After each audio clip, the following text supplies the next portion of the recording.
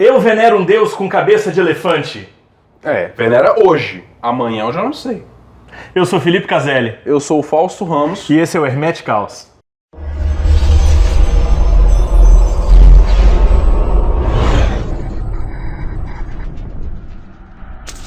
No vídeo da semana passada, eu fiz um paralelo entre ritual e assistir um filme. Vocês lembram disso? Eu, inclusive, comentei que quando você está assistindo um filme, você acredita muito firmemente naquilo que você está vivendo no filme. E é sobre isso que nós vamos falar hoje. Nós vamos falar sobre crenças e sobre crença instrumental. Crença instrumental é um conceito bastante trabalhado em Magia do Caos, porque justamente na Magia do Caos, a crença ela é um instrumento, ela é uma ferramenta para a consecução de um determinado objetivo. Esse é que é o ponto que a gente precisa esclarecer hoje. O que significa dizer que em Magia do Caos a crença é instrumental? Primeiro eu quero entrar no assunto sobre o que é crença. Eu tenho uma compreensão sobre o que é crença. Também queria saber depois sobre a sua. Eu penso muito sobre crença como ideias e afetos que nós temos e que regem a maneira como nós enxergamos e vivemos a realidade. Nem sempre crença tem a ver com uma coisa que é uma asserção tão racional como eu acredito na gravidade porque eu estudei na escola, a força isso, aquilo, dividido pela outra ao quadrado e isso é a gravidade. Não, crença para mim sempre tem uma relação... Força gravitacional é diretamente proporcional ao produto das massas, inversamente proporcional ao quadrado da distância. Exato. Que a crença geralmente não é tão racional, você não precisa pensar sobre a gravidade para acreditar na gravidade, para supor que se eu tiver um objeto na minha mão, eu devia ter um objeto na minha mão agora, vou pegar uma almofada. Ótimo. Se eu tiver um objeto na minha mão, se eu soltar ele, você não precisa de cálculos para saber que ele vai cair ou pensar que ele vai cair. Isso é uma crença que você tem tão firmada em você que você não duvida nem por um instante que isso vai acontecer. Você não precisa fazer conta ou pensar de uma forma dedutiva e racional. Porque eu penso em crença nessa questão de afeto como tudo aquilo que te afeta. E tudo aquilo que te afeta muitas vezes se constitui como uma crença. Então a gente tem experiências repetidas e recorrentes na realidade e que acabam firmando e consolidando crenças que a gente tem sobre o nosso mundo, sobre o que é possível e sobre o que não é possível. Isso é interessante, porque eu vejo a crença como algo que está ligado a experiências prévias. E isso é um problema da crença, né? E isso é um dos maiores, das maiores questões que a Magia do Caos vai trazer. Por quê? Essa ideia de crença como experiência prévia é aquilo que vai, então, construir toda a metafísica, principalmente em religião, em filosofia. A metafísica no sentido de que, baseado em determinados dogmas, baseado em determinadas experiências que pessoas viveram no passado, estrutura-se uma determinada crença na realidade como se a realidade fosse exatamente aquilo. E essa que é a perspectiva da Magia do Caos, que para mim se assemelha muito à escola filosófica chamada fenomenologia, que supera essa perspectiva metafísica da realidade. Porque, de alguma maneira, qual que é a grande treta entre o crente e o ateu? É porque se você acredita em Deus, se você tem plena confiança, plena crença, plena fé em Deus, você vai viver num mundo no qual Deus existe. Sim. E se você não acredita em Deus, você vai viver num mundo também no qual Deus não existe. Então, no mundo do ateu, Deus não existe. No mundo do crente, Deus existe. E mais do que buscar determinar se de fato existe alguma realidade transcendente que a gente pode chamar de Deus, o que a gente precisa entender é que a crença que essa pessoa tem vai produzir resultados na vida dela. Os resultados que um ateu produz na sua vida a partir da perspectiva de que Deus não existe são diferentes dos resultados que o crente produz na vida dele. Então, por isso que aí a gente começa a entender por que a gente diz que a crença é um instrumento. Em Magia do Caos, a crença serve para você produzir um determinado efeito. Você acredita em algo para que, a partir daquela crença, você consiga produzir um determinado efeito. Sim. E nisso que eu estava falando, vinculando o que você está dizendo e vinculando ao que eu disse sobre afeto, vamos dar um exemplo bem prático. Alguém que quer conseguir um emprego num determinado cargo, numa determinada empresa. Aí a pessoa vai e resolve preparar um currículo para enviar o currículo, só que no processo de tentar essa vaga, ela, no fundo, não acredita que ela é capaz, que ela é merecedora, que ela realmente tem competência, que eles vão dar interesse para o currículo dela ou não. A pessoa já se auto-sabota por conta de várias outras questões, de várias outras crenças que ela afirmou para ela, de que ela não tem mérito, de que aquilo é um cargo muito além da capacidade dela, do mérito dela. Ela sabota a possibilidade de criar uma nova realidade para ela, porque ela não acredita que aquela realidade é possível para ela. E para se quebrar com essa descrença é um pouco mais complexo, na minha opinião, do que simplesmente usar umas palavrinhas de afirmação, de dizer eu consigo, eu consigo, eu consigo. Você precisa modificar algo dentro de você num sentido mais profundo para tornar aquilo possível. Alguém comentou num dos vídeos anteriores, a gente até deu uma resposta para isso, sobre a questão da autoajuda, né? Qual que é o problema da autoajuda? Fora o problema de ser uma outra pessoa te dizendo o que fazer. Sim, outra ajuda. Já é um problema grave. Mas tem uma outra questão, por que coisas do tipo O Segredo tendem a ser vistas com desdém por quem é do rolê da magia? Ferramentas como aquelas do Segredo são muito superficiais para terem força suficiente para desbaratar esses complexos, para desfazer, para dissolver esses complexos que a gente tem internamente. Então, o que acaba acontecendo é que a gente constrói uma fina película que parece estável, que parece sólida, uma fina película de crença em cima de um pântano de descrença embaixo. E quando a gente vai pisar, a gente afunda, não tem jeito. Então, a perspectiva da magia e da utilização de símbolos e de rituais e de vestimentas e de toda a parafernália, ferramentas materiais, no caso até inclusive, tudo isso serve para quê? Para causar um tal impacto na nossa mente que a gente consiga, então, alcançar esses complexos e dissolvê-los. Esse é o que é a vibe da magia, assim. Por isso que a gente precisa, como a gente estava falando na semana passada, a gente precisa do ritual, e aí eu vou dizer mais, a gente precisa das ferramentas, a gente precisa dos símbolos, pelo menos num primeiro momento, tá? Para que a gente consiga, então, provocar esse impacto de fato, a nossa mente começar a acreditar naquilo que a gente está fazendo. Tem uma frasezinha também que já faz parte, já é canônica no rolê de Magia do Caos, que é fake it till you make it, que significa dizer, vai fazendo de conta até que uma hora você consegue. Então, se você não acredita, isso não é obstáculo para você conduzir uma operação mágica.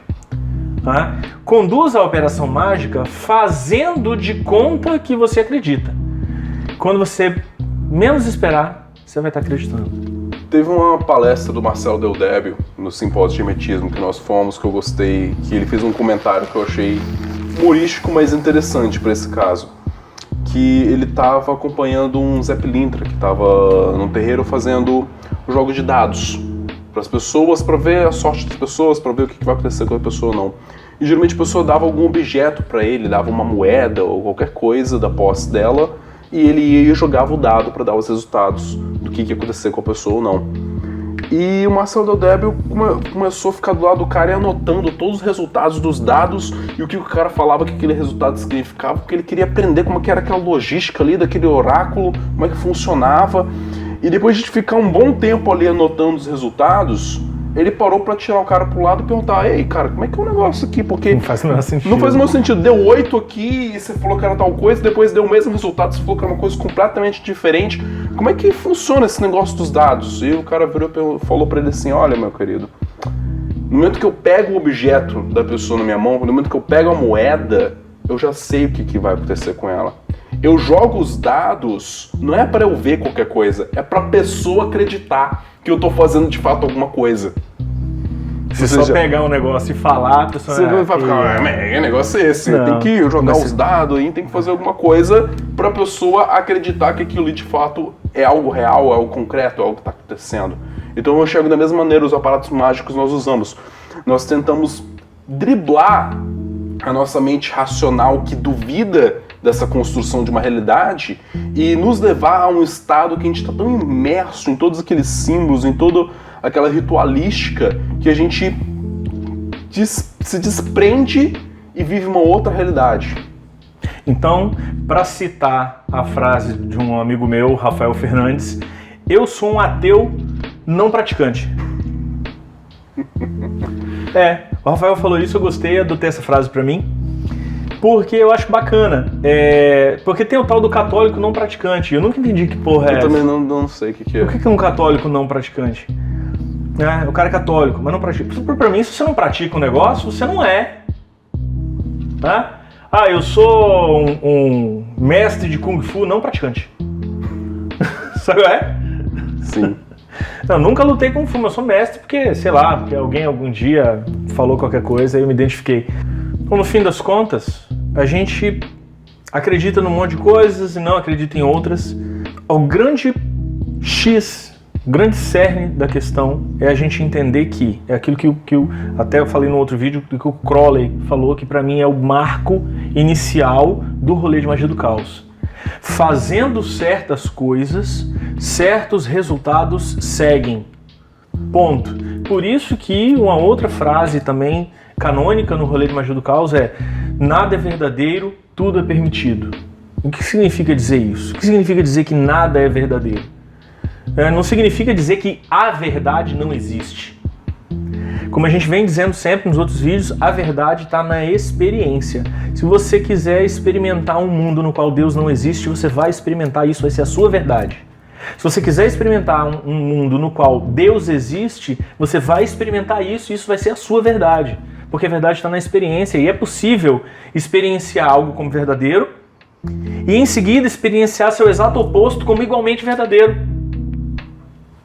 Sim. Agora, aquilo que você experimenta se torna a sua verdade e constrói a tua realidade. Significa dizer, produz resultados. O que existe de fato, objetivamente posto, não interessa.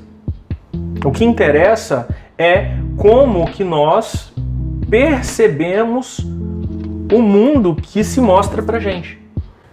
Fazendo um breve comentário sobre isso, sobre essa frase do nada é verdadeiro, tudo é permitido, eu até enxergo um pouco de uma certa correlação com isso e com o pós-modernismo. Essa concepção de que não existe uma única narrativa sobre a realidade que nós podemos observar como tendo o valor verdadeiro. Absoluto, né? Absoluto. Muitas vezes o resultado de uma observação, digamos, por meio de uma ciência, seja uma ciência humana ou uma ciência exata, o resultado dessa observação diz muito mais respeito ao ferramenta que você usa para poder enxergar aquele objeto do que a natureza do objeto em si. Comenta um pouco sobre isso, sobre essa perspectiva de nós temos várias maneiras de enxergar e de construir a realidade. Você tem uma maçã aí? Deve ter na geladeira. Pega lá. Vou pegar uma maçã.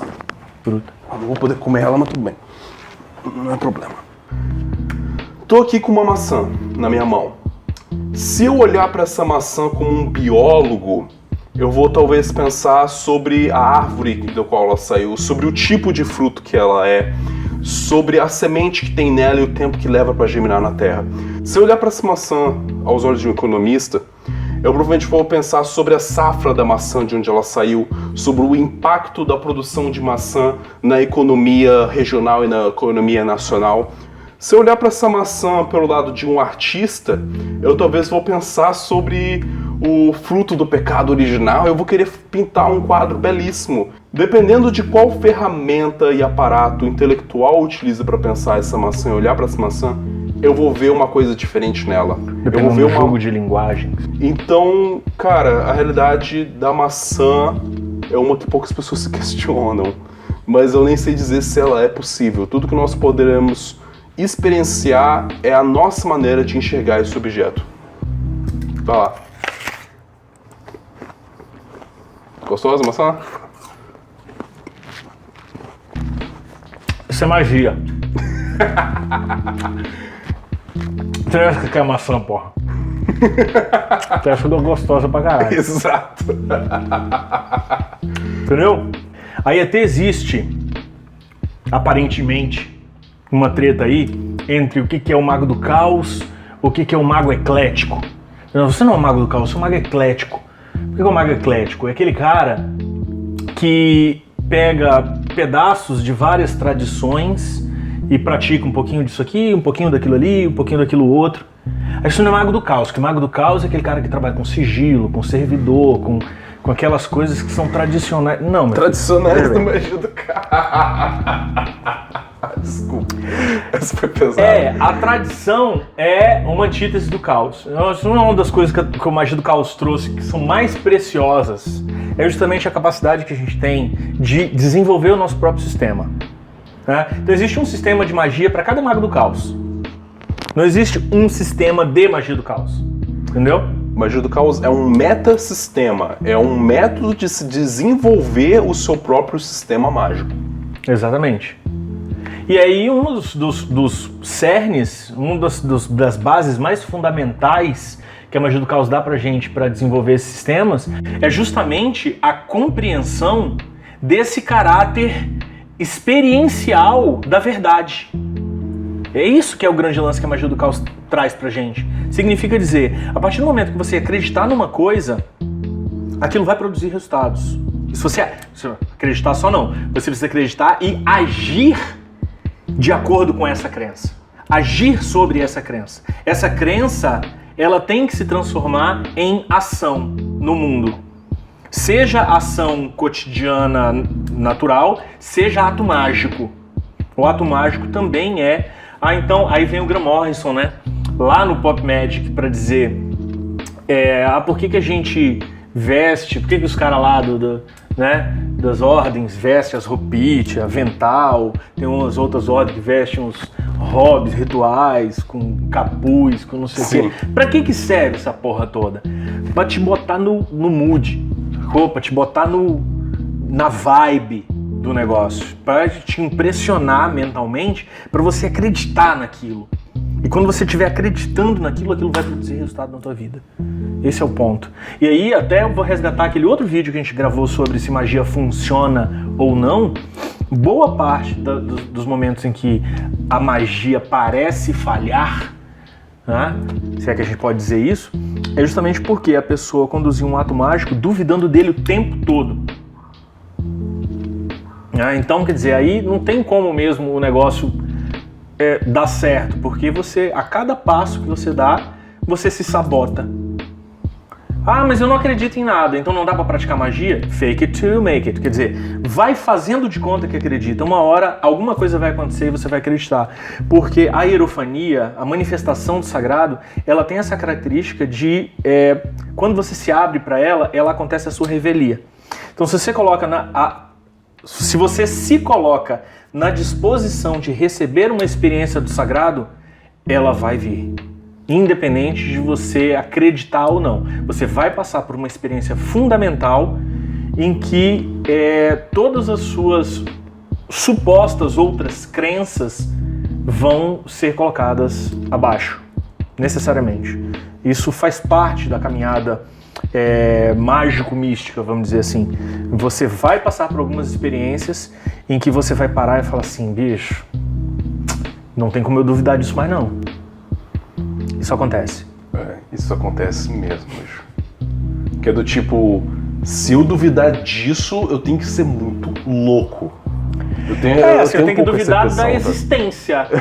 Eu tenho que duvidar que eu tô aqui. Sim. Que eu sou Não tem? É uma coisa que se você não puder acreditar naquilo, você não pode acreditar em mais nada. Essa sensação que eu também já tive. E a ideia de escolher uma crença ou outra ou não, e escolher um sistema específico ou outro ou não para incorporar na sua prática ou não, eu também tenho uma certa opinião a respeito disso. A gente pode até, inclusive, gravar um outro vídeo para falar justamente assim, porque agora a gente está querendo explicitar o conceito de crença instrumental. Sim. A gente pode, eventualmente, gravar um vídeo para falar sobre em que a gente acredita. Sim. Eu contar da minha experiência, por exemplo, de venerar deuses de 5 panteões diferentes. Sim. Não é? E esse tipo de coisa. Ah, mago eclético. O que eu ia comentar que eu penso a respeito de escolher uma crença ou outra ou não, e qual sistema e qual outra cultura incluir ou não na minha prática, eu acho que é muito bacana você incluir culturas e práticas com a qual você está, de certa forma, familiarizado e bem, vamos dizer, à vontade com aquilo. Desde que eu comecei a dançar, eu passei a incorporar a dança na minha ritualística. E claro, não exatamente no primeiro dia que eu comecei a dançar, depois que eu comecei a se sentir confortável com essa linguagem da dança, com o corpo, eu passei a trazer isso pra minha ritualística, e é uma coisa que funciona muito bem, porque é algo com o qual eu fluo muito bem, eu me sinto confortável fazendo isso.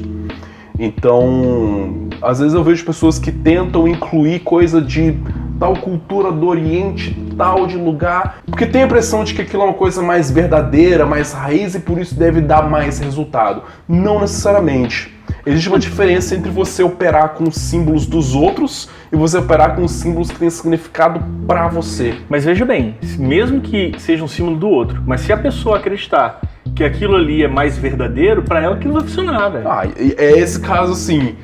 Não se obrigar a fazer aquilo, mas se ela sentir, tipo, nossa, me identifiquei com isso daqui. Vai fundo. E vai fundo. Vai fundo. E agora, eu posso dizer que eu tenho conhecimento do bem e do mal, né? Eu comi a fruta. Então por hoje é só. Até mais, pessoal. Deem um subscribe, curtam o vídeo, deem comentários e sugestões de vídeos pra gente fazer, de assuntos pra gente conversar, enquanto o Caselli termina de comer a maçã dele ali. Bom pra caralho. Falou.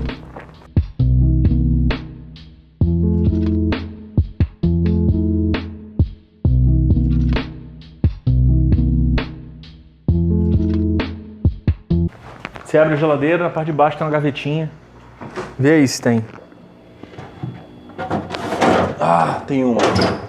Gavetinha de verdura. Ah! De fruta. Eu não vou poder comer ela, mas tudo bem. Não é problema.